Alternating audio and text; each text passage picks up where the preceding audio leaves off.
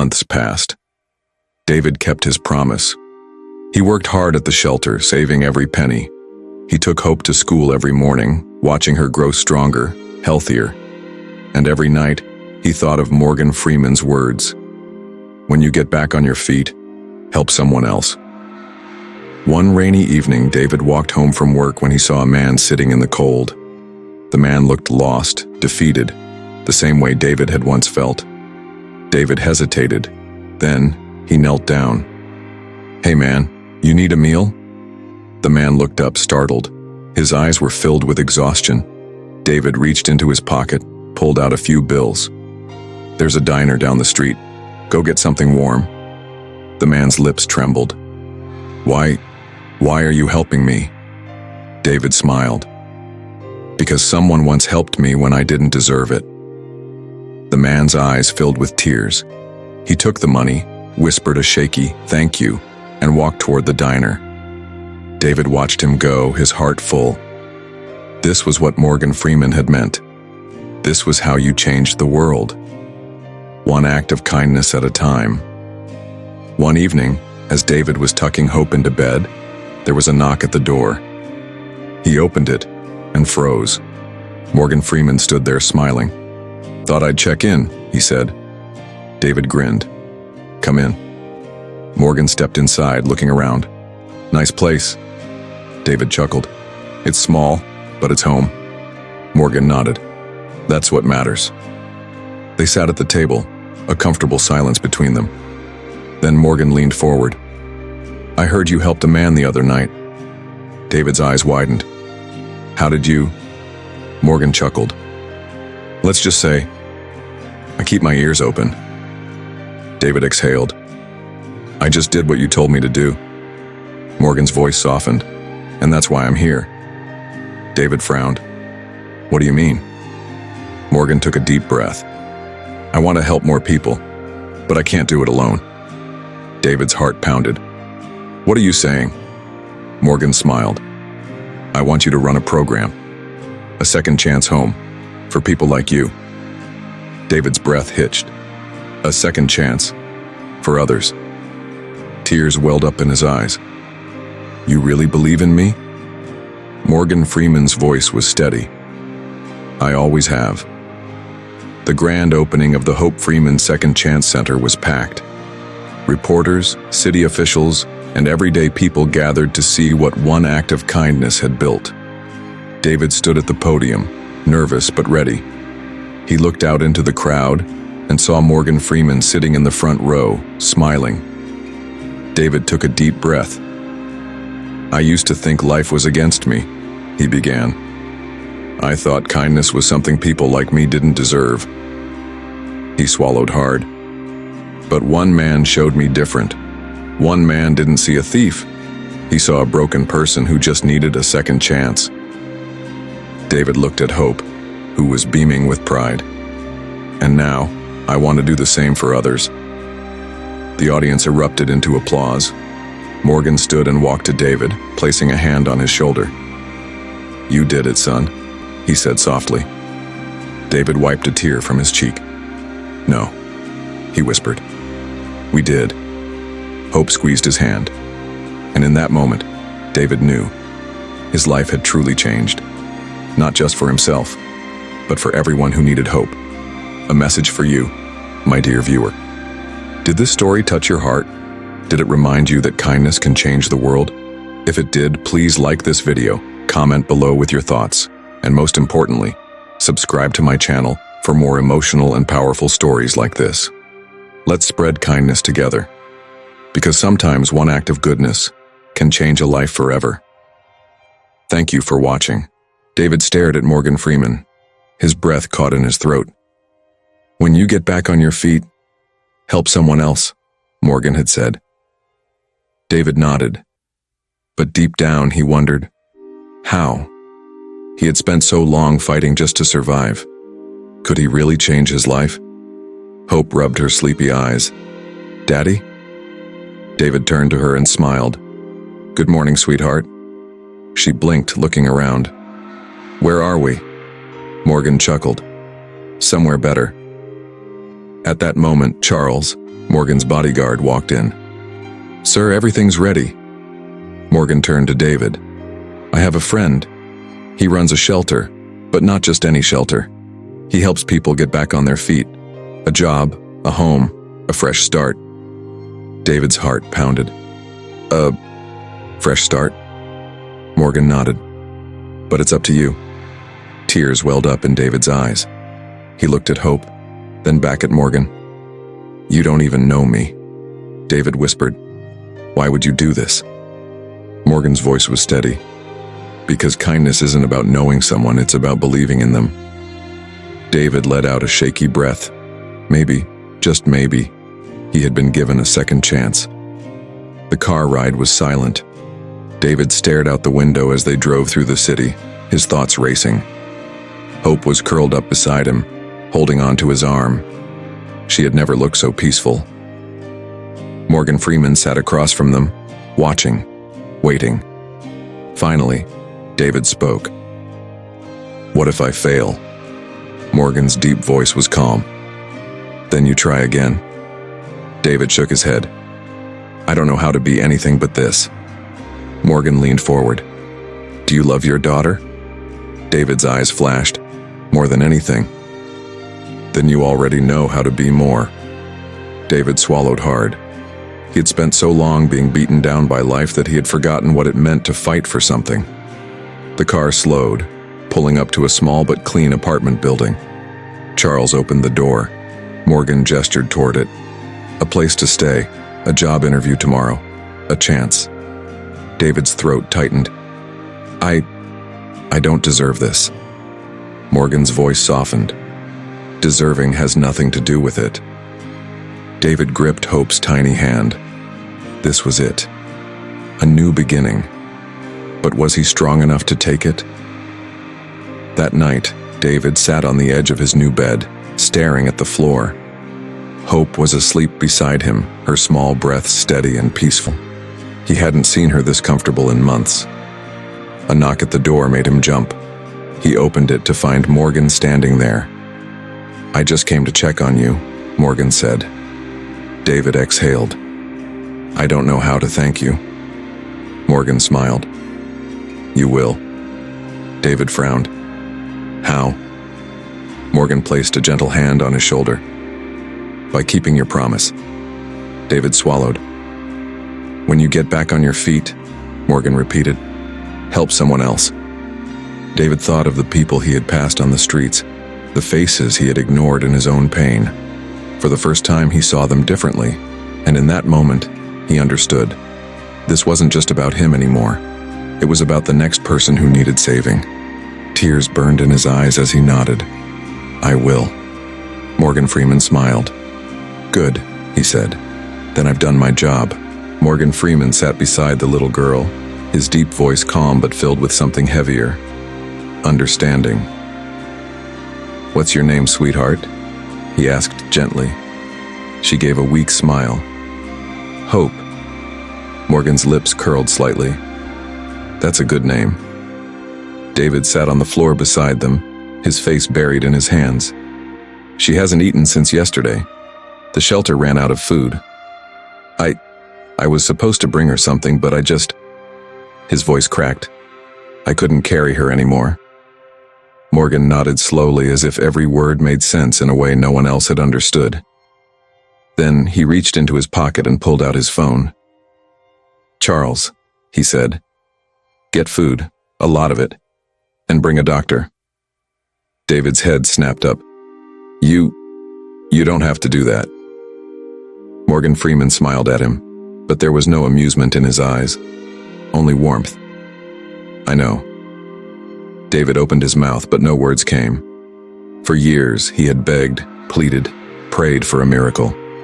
And now, here he was, sitting next to Morgan Freeman, watching his daughter eat for the first time in days, and feeling something he hadn't felt in a long, long time. Hope.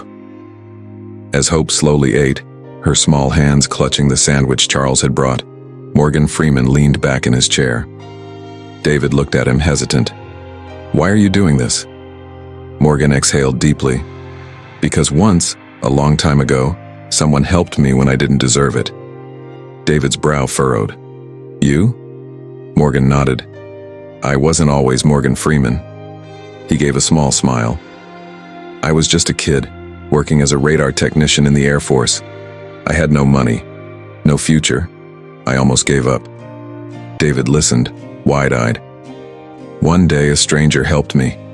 No questions, no judgment, just kindness, and I never forgot.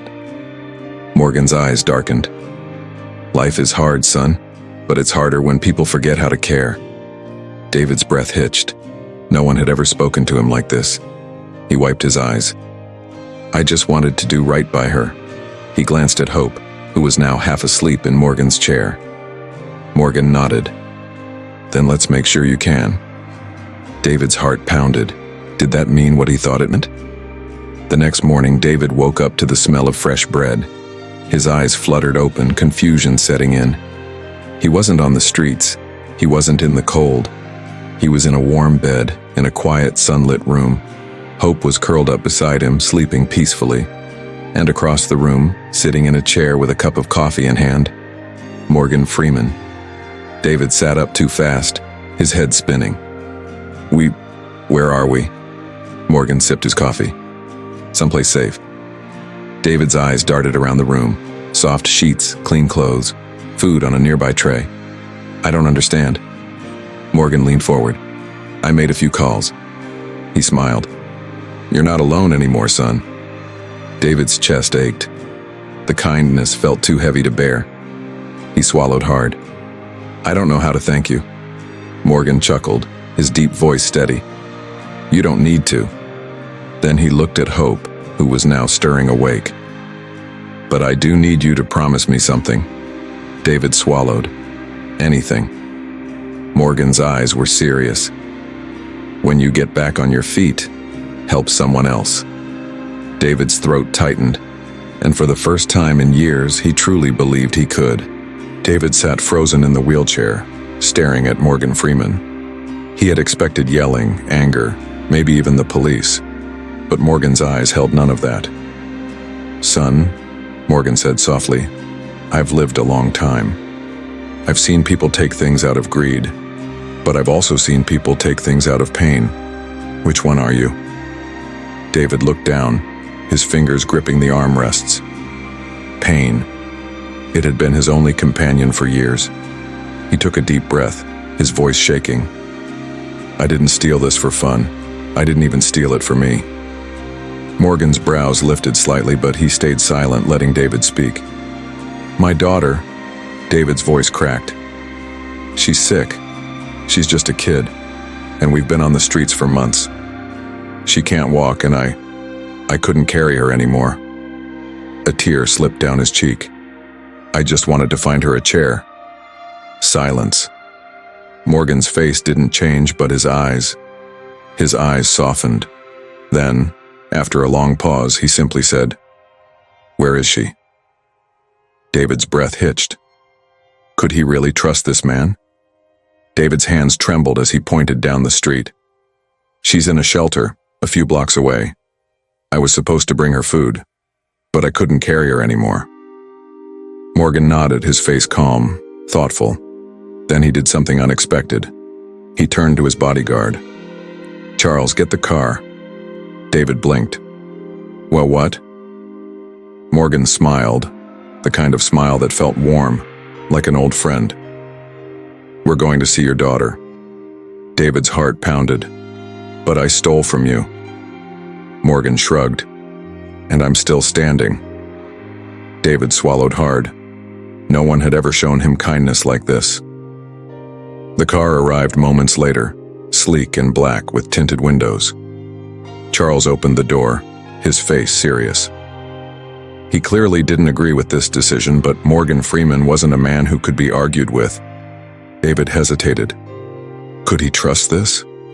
But then he thought of his daughter, her tired eyes, her weak little body. He had no choice. He stepped into the car, and with that, Morgan Freeman, the man with a voice like wisdom itself, was about to step into David's world. The shelter was dimly lit, quiet except for the soft sound of people whispering, coughing, shuffling. David led Morgan Freeman down a narrow hallway, his heart racing. Then he saw her. A little girl no older than 7, curled up on a thin mattress in the corner. Her tiny frame barely moved beneath a tattered blanket. David rushed to her side. "Baby, I'm here." She blinked up at him, her eyes big and tired. "Daddy?" Her voice was weak, barely above a whisper. David choked back a sob. "I brought someone to meet you." Slowly, Morgan Freeman stepped forward, his deep voice gentle. "Hello, little one." The girl squinted. Then, to everyone's shock, she gasped, You're God." Morgan let out a small chuckle.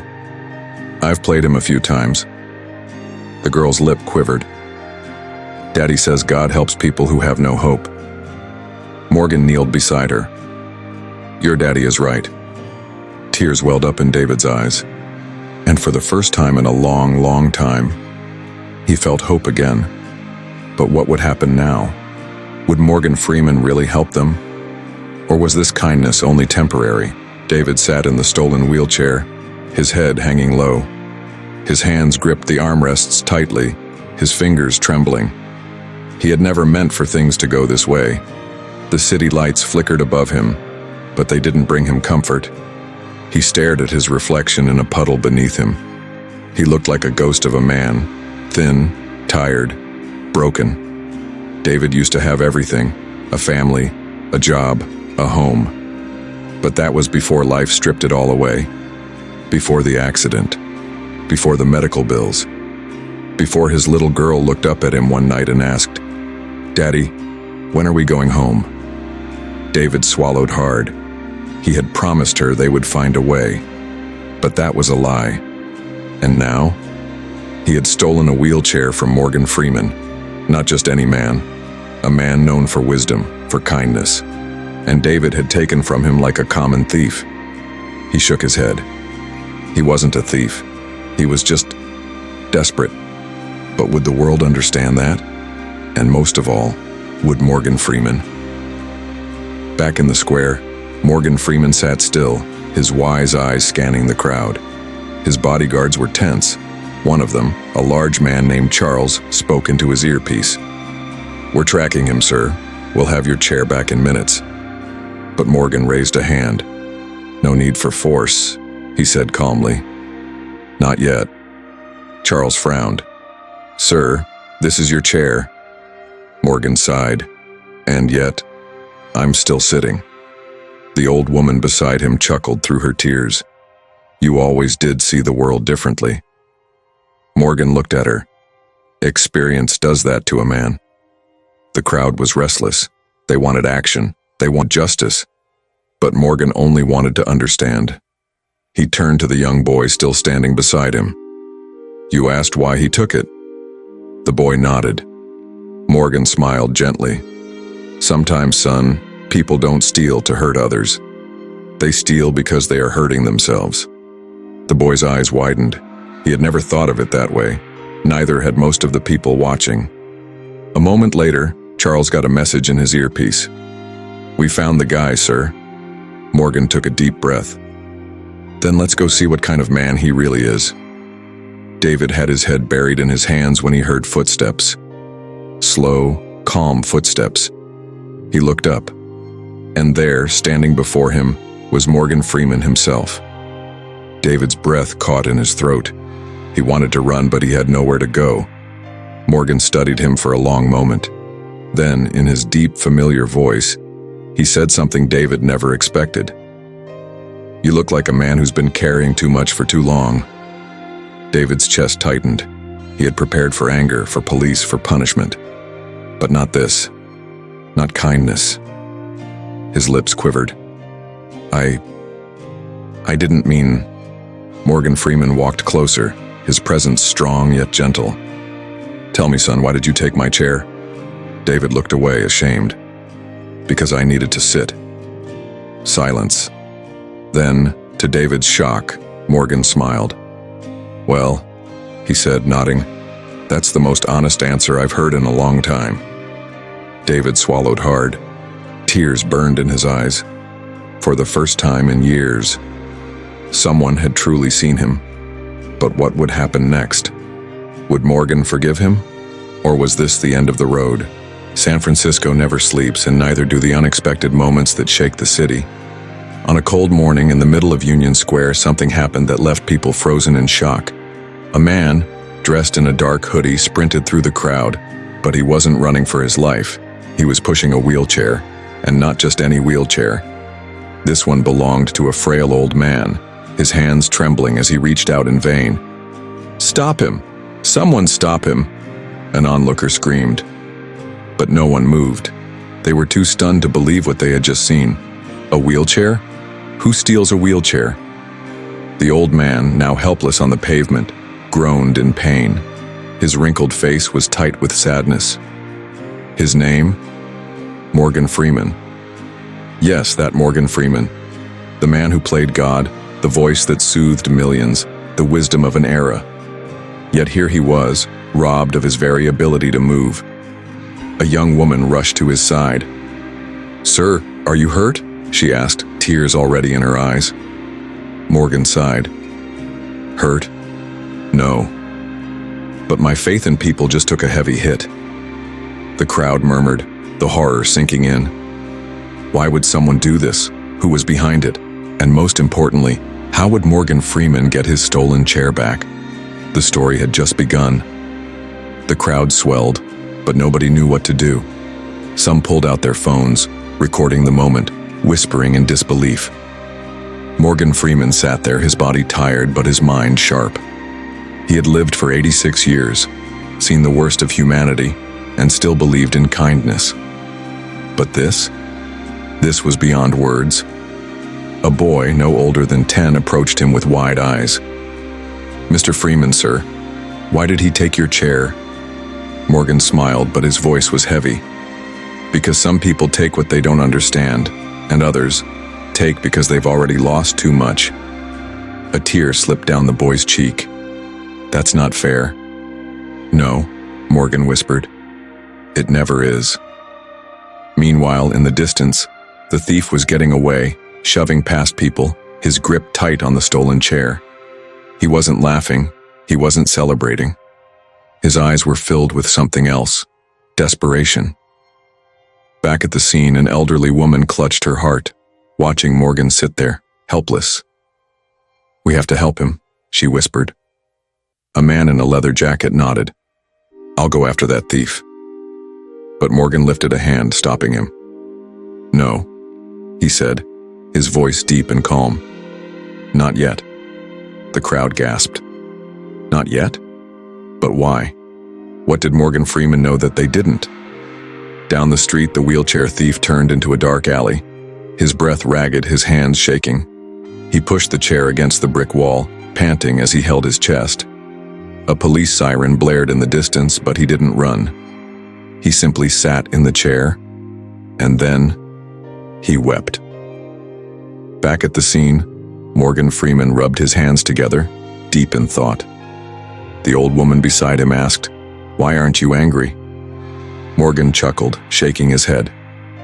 "Anger is easy, but I've learned that real stories, real pain, don't start with villains.